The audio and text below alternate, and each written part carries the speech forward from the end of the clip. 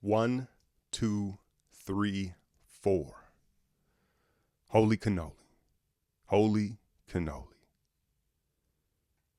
The 15 championship was the most shocking, right? It was like, for us long-suffering fans, it was surreal. I can't believe this is happening, right? And as a fan, you're just elated, you're celebrating, and then Durant comes, and then it becomes expected. It's natural as humans, right? We become jaded, and our expectations can change so quickly. And so the two with Durant, it was almost, again, it felt expected. And when they won, it was almost a relief as a fan, and I'm sure for them as well. This one was the most special. And you could see it on Steph Curry's face, right? But who am I to say?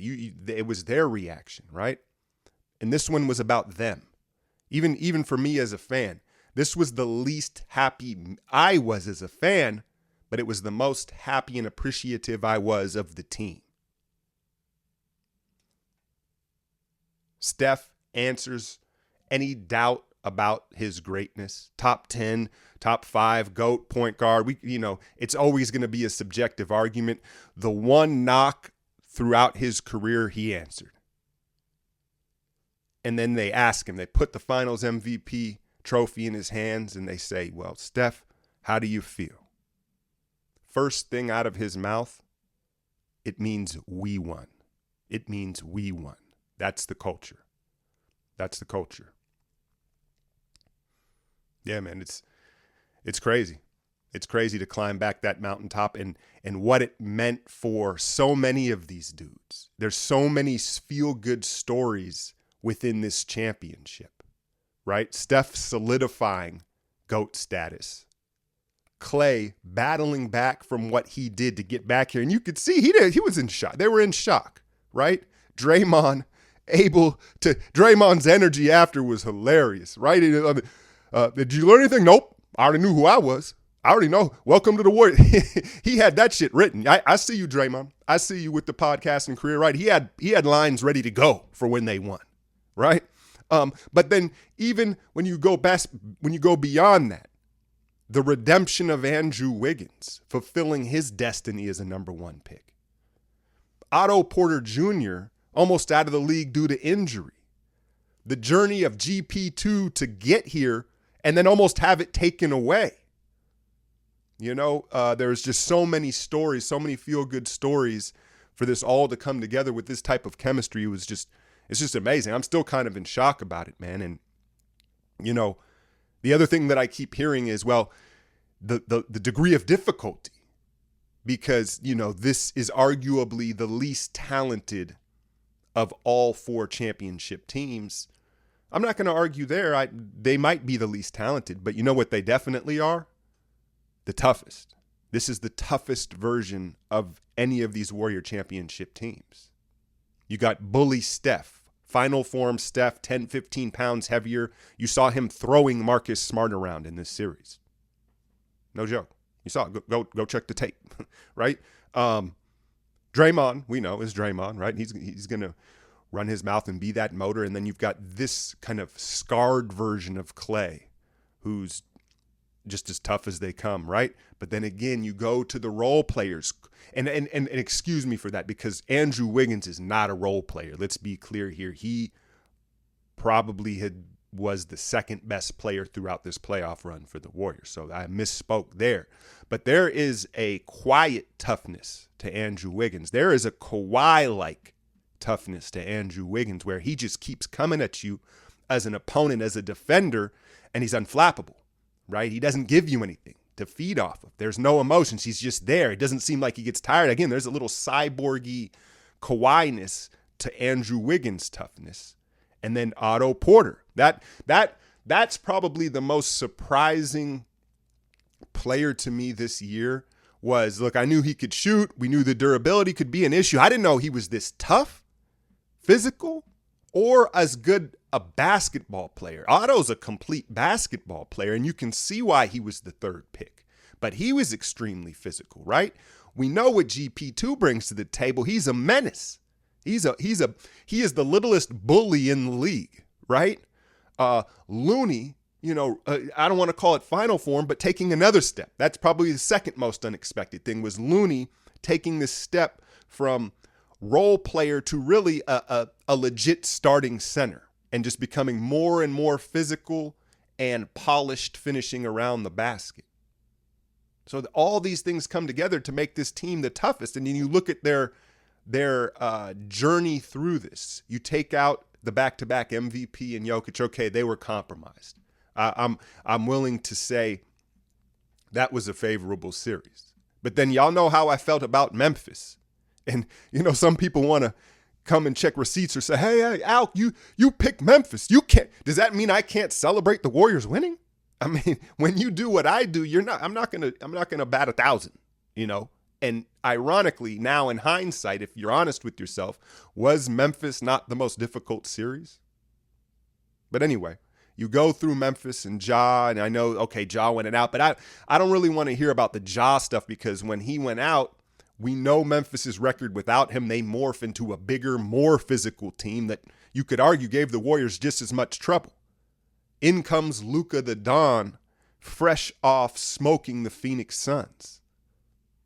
And Luka was the most terrifying player that they faced, right? And with all due respect to Jokic, that Luka magic is a spooky thing, right? There were moments in that series where you're like, yo, is this dude going to take us out? Like, just single-handedly? So they get past that, and in comes this Boston team that's supposed to be so big and physical. But again, I go back to the toughness of this Warriors team, because it didn't play out that way, right? The Warriors were the tougher team. They were the more physical team. And Boston, outside of Rob Williams' rim protection, wasn't really able to take advantage of their size and athleticism. I thought going into the series, they were going to have to go small. Now, I also understand that is somewhat of a subjective term, because out goes Rob Williams, in comes Derek White. You're subbing your center for a guard, and some may say, okay, they've gone small. That's not what I meant. What I meant was you go White, Smart, the Jays, and Grant Williams. And then you switch everything, a la the 17-18 Houston Rockets. You go with that model, because, keeping Al at the 5, a 35-year-old center, and asking him to switch out 30 feet from the basket, that's not exactly the recipe of going small. That's not the model I was talking about. And I know that they briefly tried things, but I think one thing that really hampered Boston strategically was they never really committed to trying that small lineup, nor did they really commit to blitzing Steph. And you looked at Draymond struggling early in that series, or daring. Wiggs had the big game, right? That was kind of the game where it was like, oh, well, if we do that, that probably discouraged them from doing it in game 6. But I just thought that Ime kind of showed that he is a rookie coach, and he was a little too prideful and rigid in staying to their traditional defense. But what it did was you couldn't have scripted any better for Steph, right? Because, again, the one knock was that finals moment, that get on my back moment. And here comes this vaunted Boston Celtics defense, whom by the analytics say it's an all-time defense. And they're like, nah, we're going to kind of play you straight up, Steph. We think we can handle you. It was a mistake, right? It was a mistake. And you saw Steph got more and more confident as the series went on, to the point where he's pointing at his ring finger with 20 minutes to go left in game 6 on the road, because I think he understood. By that point, he realized, like, yo, they really ain't going to blitz me at midcourt. I'm not going to get the Ty Lue treatment. And so you're going to switch Al Horford on to me. I'm a Michelin chef. Yeah, man. Wow. And now, you just got to smell the flowers. You got to, but you know how our minds work. This is how everybody works. What's next? What are the ramifications of this around the league? And I won't even lie to you. There's a part of me where I'm like, damn, as great as this was, like, how hungry can these guys be after that? Right? This was the one. This was like, all right, with before KD, with KD, and now without him. Maybe the fifth one is for LeBron. Like, ain't gonna pass LeBron. But yeah, no, that's always going to be a thing. But then at the same time, this has kind of reestablished their dominance, their confidence. You've got their young players, the taste of it. I know that the guys didn't really play in the finals series, but they got some crunch playoff minutes, and they got to see the atmosphere, the travel, and all the details of what it feels like. So that's very important. I will say, young James Wiseman with the Kobe pose and the trophy, these kids are built different, fam. Like, look, I have no problem with you doing it. Don't take the picture and put it on your socials, fam. But I'm gonna leave young Wise alone for right now. But speaking of these young guys, again, you heard, Andre and the vets, they were very boisterous to start the season. Like, yo, you cannot thread the needle with these young guys. Everybody kept waiting for the trade, the inevitable, Moody Kuminga trade for Brad Beal, whatever it was going to be. We were all waiting for it, and it never happened. And somehow Joe Lacob has managed to have his cake and eat it too. And now he's out there with the McMahon swagger walk, man. It's crazy. But again, so what do you run it back? The Warriors have lost a bunch of assistant coaches. Kenny Atkinson's to Charlotte, Mike Brown to Sacramento. Not a main focus of the fans right now, but I'll throw one name out for you, Fizdale. He's on the Lakers bench, right?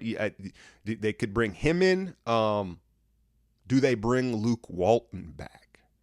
Or are they worried about some Me Too shit with Luke? I wouldn't blame him, to be honest with you, in today's culture. And that's not to judge him, but, rumors are rumors. But again, the question, okay, Otto Porter, GP2, do they run it back with these veteran guys? Hell, even Bjelica, who contributed. And you talk about the toughness of this team. I didn't even get into the bench, right? I'm kind of all over the place with this one, y'all. I'm freestyling this one because I just wanted to touch base with y'all on YouTube, because I know some of y'all can't afford Patreon, or this is the platform that you follow me on. So, but I'm freestyling this. But I wanted to get back to the toughness of this Warriors team. It may not be the most talented, it's certainly the toughest. I covered the core guys and how they're grizzled vets and how they've, in a way, become tougher in their own right. But then, and even Wiggins, right? But then you go to the bench. And again, Otto's so physical and all this. GP2, the menace. I guess I did cover all this stuff. But Bjelica even adds to it, right? The guy goes from Serbia to Minnesota to Sacramento. He can endure anything. And I think parade belly might be a thing. Would you be surprised if he was the most turned? We'll see who it is. It could be Draymond. Draymond, you noticed, I thought it was a very controlled celebration from Draymond, and it's because his kids were there. That's a smart thing. I know, as a young dad at one time, your kids, they help you mature in so many ways, and they also keep you in control. And I think in part why we saw Draymond very calm and collected during the celebrations there was he had his kids all around him. You gotta be. But yeah, so do these vets come back? Can they bring back Otto and GP2? More than likely, they've got to choose between one of them. And I'm sure the consensus is GP2, because despite the freak injury, he seems to be more durable, right? And you could argue he's more important, he's more valuable. Otto's a hell of a player, though, man. Otto's a hell of a player, and I will point out that Otto Porter had a max contract already in his career. And so perhaps at this point, he's willing to give us a championship discount. We let him load manage. We've kind of helped him. And look, I want to give him credit for doing it as well, but, helped him restore his career. So maybe he comes back on a team-friendly deal and we retain both of them. But you also imagine that Moses Moody, Kuminga, and fingers crossed, James Wiseman are a much bigger part of this moving forward. That's how, on paper, ideally this thing works. Now, no one believed that you could do it, but it's as the core three start to age and lose a step here. Moody, Kuminga, and Wiseman, and Jordan Poole obviously ain't going nowhere, do more of the heavy lifting, right? Steph, Clay, and Dre do less. Kuminga, Wise, Moody, Poole do more. And can you shift into that with this culture? I at this point, can you doubt them? And so, yeah, we'll see. They have the 28th pick, the draft next week. I'll have that coverage. I'll have all the summer league games on my Patreon like I always do, and then we'll do player profiles and draft stuff and have all that fun kind of deep dive stuff in the off season there. So go check that out. But I'll touch base with y'all here on YouTube as that goes on. But for right now, yeah, I don't even want to get too much into that. I just want to enjoy the moment and smell the flowers here for a little bit, because I think just like for Steph and them, I think that this one is the sweetest for a lot of us. Wow. Anyway, I'm out, y'all.